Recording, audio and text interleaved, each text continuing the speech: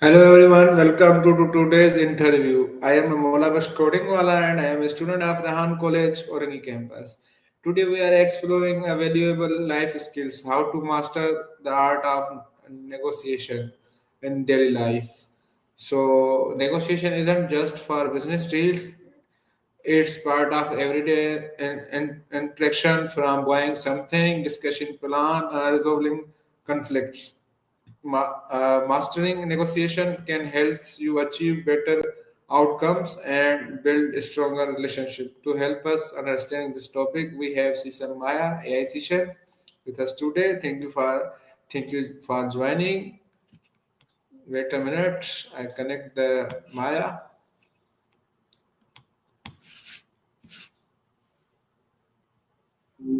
Hey, Hey Maya, how are you? I'm doing all right.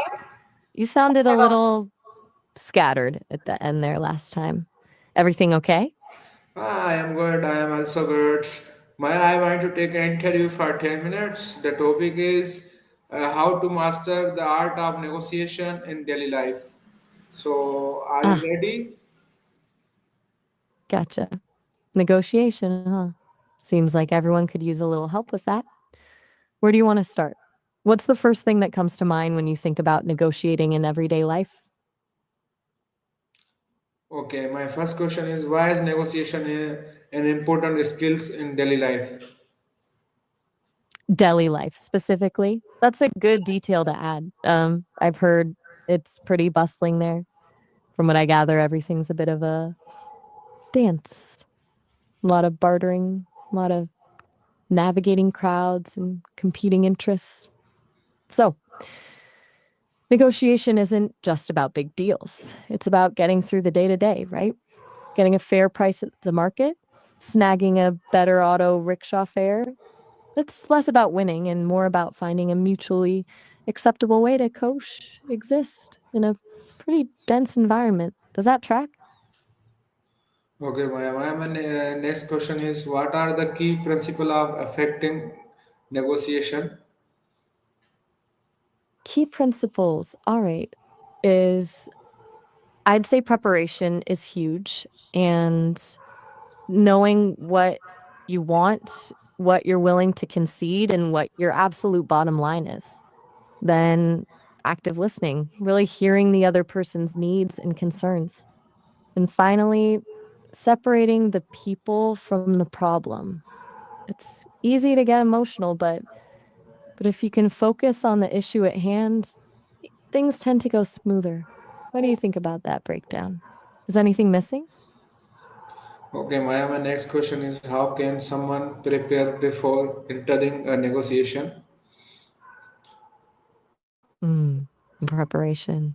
Yeah. Beyond knowing your bottom line, do your research. If you're negotiating a price, know the market rate. If it's a request at work, understand your company's policies. Think about the other person's perspective. What are their needs? What are their constraints? And practice. Role playing with a friend can really help you feel more comfortable and confident. Anything else you found helpful in getting ready? Okay, Maya. My next question is what role does active listening play in successful negotiation? Massive role. I mean, it's kind of the bedrock, right? People feel heard, they're more likely to be cooperative. But it's not just about being quiet while they talk, it's about genuinely trying to understand their perspective, asking clarifying questions, summarizing what they said to make sure you got it right, and, acknowledging their feelings. It builds trust, and trust makes everything easier. What's your take? Do you find yourself actively listening in everyday conversations? Okay, Maya. My next question is how can you stay calm and confident during a negotiation? Staying calm. Mm, that's a good one. It's easier said than done, obviously. I've heard people recommend things like deep breathing exercises beforehand. Focusing on your preparation helps too. Knowing you've done your homework can boost your confidence. And remember, it's not a battle to be won, it's a problem to be solved. Reframing it that way can take some of the pressure off. Do you have any tricks for keeping your cool when things get tense? Okay, Maya, my next question is, can you give me an example of negotiation in everyday life? Definitely. Okay, imagine you're at a market and you want to buy a rug. The vendor starts at a price that's way too high. Instead of just walking away, you politely inquire about the quality, point out a small imperfection, and then offer a lower price. They counter, you counter again. You both move closer to a price that feels fair. It's not about beating the vendor, it's about finding a mutually agreeable price where both of you feel like you got a good deal. Sound familiar? Do you have a good example from your own life?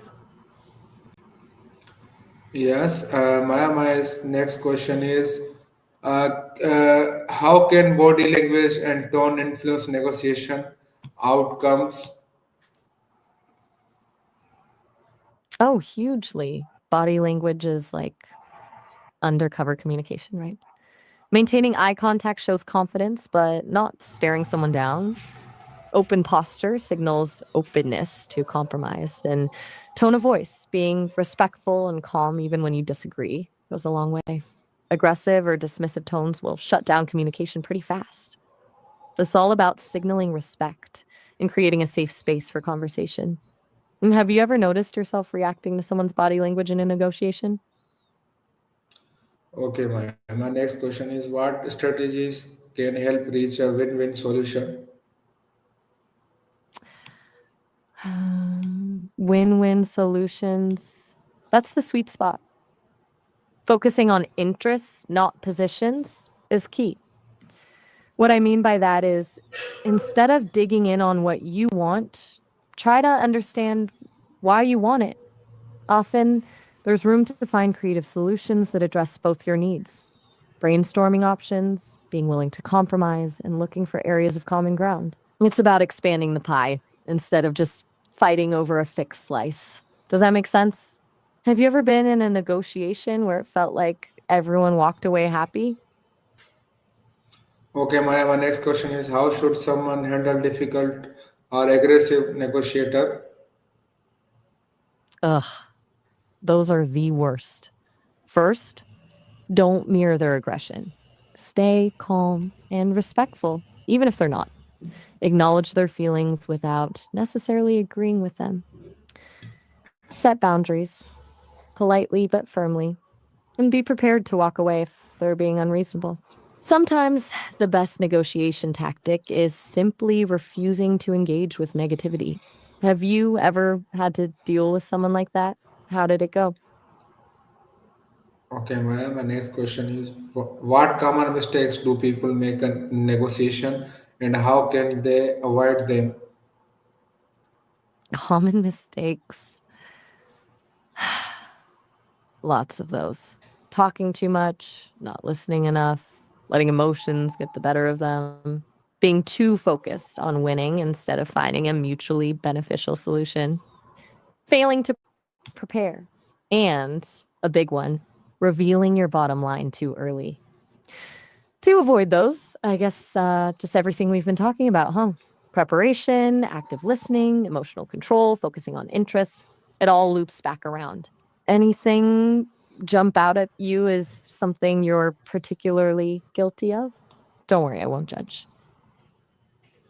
Okay, finally, my last question is, finally, what three tips would you give to someone who wants to master negotiation in daily life? Okay, 3 tips to master negotiation. Hmm. First, prepare, prepare. Know your goals, your bottom line, and the other person's likely perspective. Second, listen actively when with genuine curiosity. Try to understand their needs, not just their demands. And third, don't be afraid to walk away. Sometimes the best deal is no deal. Seems simple, but those things make a huge difference. What do you think? Does that resonate? Really? Okay. Thank you so much, Maya, for sharing these practical insights. We learned that negotiation is not about winning or losing, but about understanding communication and finding solutions that work for everyone.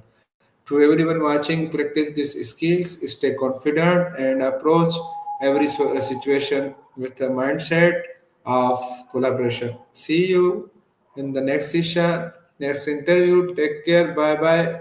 Allah Hafiz. Oh, all right.